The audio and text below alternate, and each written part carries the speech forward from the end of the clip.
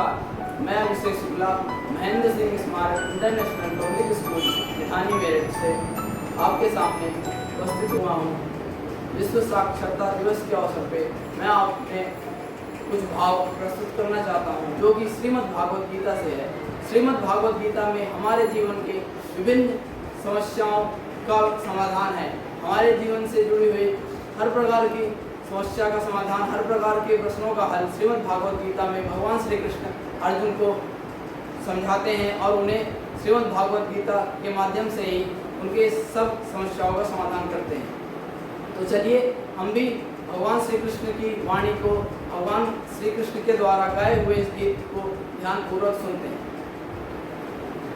ये श्लोक श्रीमद् भागवत गीता के अध्याय 18 से है। तमेव शरणं गच्छ सर्वभावेन भारत, तत्प्रसादात् परं शान्तिं स्थानं प्राप्स्यसि शाश्वतम्। भगवान श्री कृष्ण अर्जुन को संबोधित करते हुए ये कहते हैं कि हे भरत, सब प्रकार से तुम मेरी शरण में आओ। तुम जब मेरी शरण में आओगे तो तुम निश्चित रूप से परम शांति को और परम गति को, परम धाम को, जो मेरा धाम है श्री कृष्ण लोक या गोलोक, उसे प्राप्त करोगे। हमें सभी चिंताओं को त्याग करके निरंतर भगवान का स्मरण करना चाहिए और भगवान पे आश्रित होना चाहिए, जिससे कि हम अपने मन को शुद्ध कर सकें। और हम देखते हैं कि वर्तमान समय में सब लोग किसी न किसी प्रकार की चिंता से घिरे हुए होते हैं। तो हम अगर चिंता से मुक्त होना चाहते हैं तो हमें भगवान श्री कृष्ण या गोविंद की शरण में जाना चाहिए। अब हम आगे श्लोक पे बढ़ते हैं। भगवान आगे कहते हैं, मन मना भव मद्भक्तो माद्याजी माम नमस्कुरु मामेवसि सत्यम ते प्रतिजाने प्रियसी में। इसमें भगवान बता रहे हैं कि हमें किस प्रकार से उनकी भक्ति में लगना चाहिए। भगवान कहते हैं कि सदैव मेरा चिंतन करो, मेरे भक्त बनो, मेरी पूजा करो, मुझे नमस्कार करो। इस प्रकार से तुम निश्चित रूप से मुझे प्राप्त करोगे, इसमें कोई संशय नहीं है। अगर हमें भगवान को प्राप्त करना है तो भगवान के बताए हुए मार्ग पे हमें चलना चाहिए। हमें निरंतर उनका स्मरण करना चाहिए, उनकी पूजा करना चाहिए, उन्हें नमस्कार करना चाहिए। अगर हम ये सब कर पाएँ तो इससे बड़ी बात और कुछ नहीं हो सकती। और अगर हम इनमें से एक भी चीज़ को अपने जीवन में उतार लेते हैं या अपना लेते हैं तो हमारा जीवन धन्य हो सकता है और हम भी भगवान को प्राप्त कर सकते हैं। तो चलिए हम आगे बढ़ते हैं। सर्वधर्मान् परित्यज्य मामेकं शरणं व्रज, अहं त्वां सर्वपापेभ्यो मोक्षयिष्यामि मा शुचा। समस्त प्रकार के धर्मों का परित्याग करके तुम मेरी शरण में आ जाओ, मैं तुम्हारे सारे के सारे पापों को नष्ट कर दूंगा, डरो मत। भगवान हमें निर्भय प्रदान कर रहे हैं कि हमें कुछ भी और सोचने की आवश्यकता नहीं है।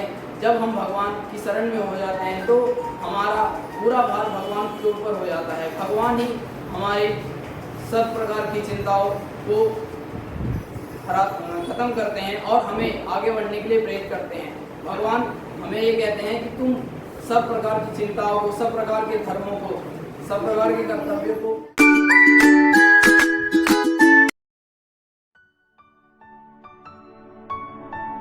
मैं अभिषेक शुक्ला महेंद्र सिंह स्मारक इंटरनेशनल पब्लिक स्कूल मिठानी मेरठ से आपके सामने उपस्थित हुआ हूँ।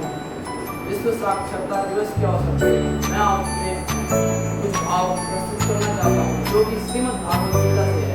श्रीमद् भागवत गीता में हमारे जीवन के विभिन्न समस्याओं का समाधान है। हमारे जीवन से जुड़ी हुई हर प्रकार की समस्या का समाधान, हर प्रकार के प्रश्नों का हल श्रीमद् भागवत गीता में भगवान श्री कृष्ण अर्जुन को समझाते हैं और उन्हें श्रीमद् भागवत गीता के माध्यम से ही उनके सब समस्याओं का समाधान करते हैं। तो चलिए हम भी भगवान श्री कृष्ण की वाणी को, भगवान श्री कृष्ण के द्वारा गाए हुए इस गीत को ध्यानपूर्वक सुनते हैं। ये श्लोक श्रीमद् भागवत गीता के अध्याय 18 से है। तमेव शरणं गच्छ सर्वभावेन भारत, तत्प्रसादात् परं शान्तिं स्थानं प्राप्स्यसि शाश्वतम्। भगवान श्री कृष्ण अर्जुन को संबोधित करते हुए ये कहते हैं कि हे भरत, सब प्रकार से तुम मेरी शरण में आओ। तुम जब मेरी शरण में आओगे तो तुम निश्चित रूप से परम शांति को और परम गति को, परम धाम को, जो मेरा धाम है श्री कृष्ण लोक या गोलोक, उसे प्राप्त करोगे।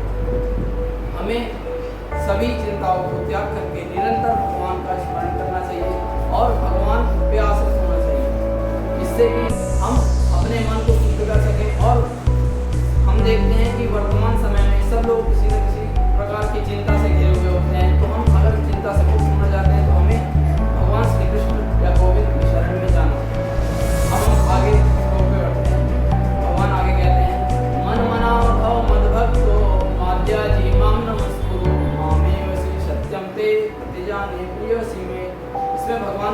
बता रहे हैं कि हमें किस प्रकार से उनकी भक्ति में लगना चाहिए। भगवान कहते हैं कि सदैव मेरा चिंतन करो, मेरे भक्त बनो, मेरी पूजा करो, मुझे नमस्कार करो।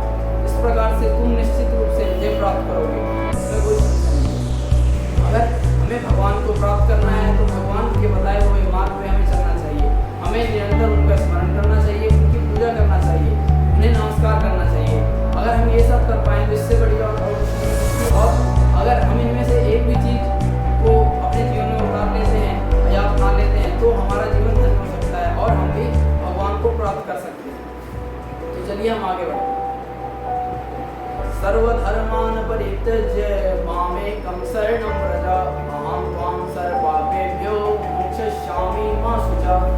समस्त प्रकार के धर्मों का परित्याग करके तुम मेरी शरण में आ जाओ, मैं तुम्हारे सारे के सारे पापों को नष्ट कर दूंगा, डरो मत। भगवान हमें निर्भय प्रदान कर रहे हैं कि हमें कुछ भी और सोचने की आवश्यकता नहीं है। जब हम भगवान की शरण में हो जाते हैं तो हमारा पूरा भार भगवान के ऊपर हो जाता है। भगवान ही हमारे सब प्रकार की चिंताओं को खत्म करते हैं और हमें आगे बढ़ने के लिए प्रेरित करते हैं।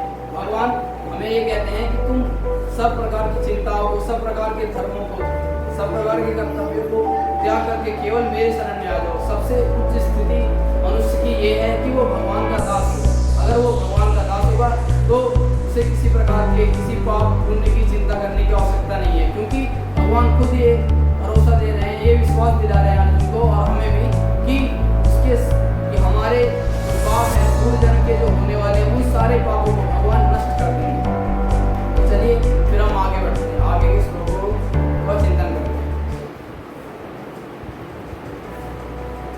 इदं ते नात्पस्काय नाभक्ताय कदाचन नाचा शुश्रूषे वाच्यं नाचा मामयो अभिसूयति।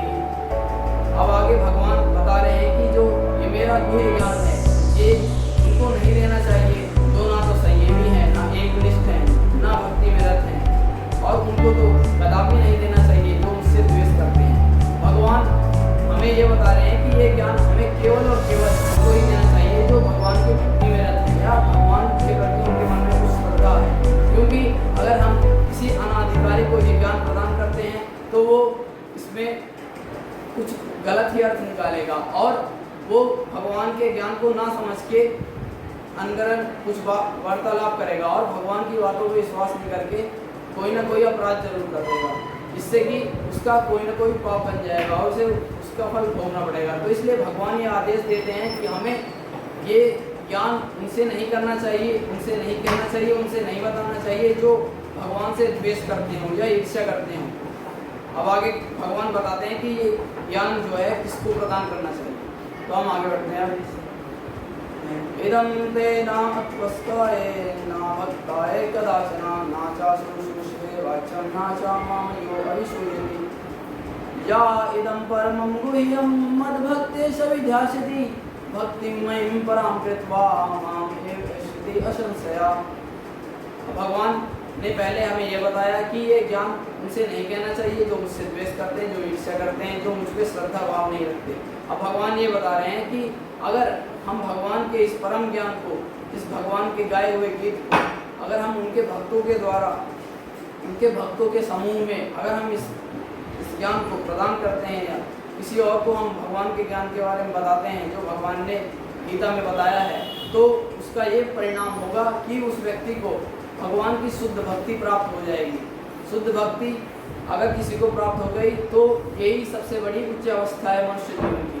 वो भगवान को प्राप्त हो जाएगा और निश्चिंत हो जाएगा, क्योंकि भगवान की जिसे भक्ति प्राप्त हो जाती है वो निर्भय हो जाता है, निश्चिंत हो जाता है। तो हमें क्या करना चाहिए, केवल और केवल भगवान के भक्तों के बीच में इस ज्ञान को प्रस्तुत करना चाहिए, जिससे कि हमारी भक्ति में वृद्धि हो। और भगवान ये आश्वासन देते हैं कि जो इस ज्ञान को मेरे भक्तों के बीच में कहता है, उन्हें बताता है, वो मेरे नित्य धाम को गोलोक में वास करेगा। तो चलिए आगे हम पढ़ते हैं। भगवान इस बात को आगे बताते हुए बताते हैं कि जो व्यक्ति ऐसा करता है उसका क्या महत्व है।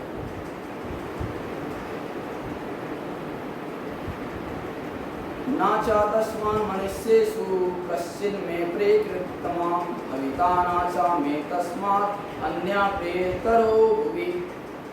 कहते हैं ये कोई ज्ञान जो मेरे भक्तों को प्रदान करता है, उसकी अपेक्षा इस संसार में कोई भी, इस पृथ्वी पे कोई भी व्यक्ति मुझे इतना अत्यंत प्रिय नहीं है जो मेरे ज्ञान को, मेरी भक्ति को लोगों तक पहुंचाता है, लोगों तक मेरे दिव्य ज्ञान को प्रदान करता है, जिससे कि मनुष्य अपने जीवन के अर्थ को समझ के मेरी भक्ति से जुड़ सकते हैं। उससे उसकी अपेक्षा ना तो मुझे कोई सेवक प्रिय है और ना कभी भविष्य में भी। भविता नाचा में तस्मात् अन्य प्रियतरो भूमि। इसका अर्थ ये हुआ कि भविष्य में भी उससे अधिक प्रिय कोई व्यक्ति भगवान के लिए हो नहीं सकता। तो हमें क्या करना चाहिए? हमें भगवान के दिए हुए उपदेशों को अपने जीवन में उतारना चाहिए, अपने जीवन में उनका अनुसरण करना चाहिए, जिससे कि हमारा जीवन भी भक्तिमय हो जाए और हम प्रकृति के सभी कलेशों से मुक्त होकर भगवान के नित्य धाम में वास कर सकें।